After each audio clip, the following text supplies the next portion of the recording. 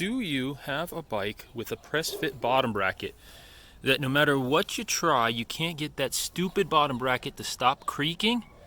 Well, I may have the answer for you. This could be the solution to your problems.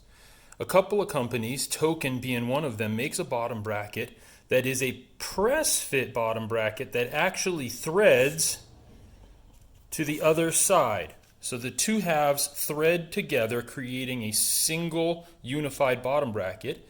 And on my bike, it has completely eliminated the creaking sound. Comes with shims and spacers, as well as the tools for installation.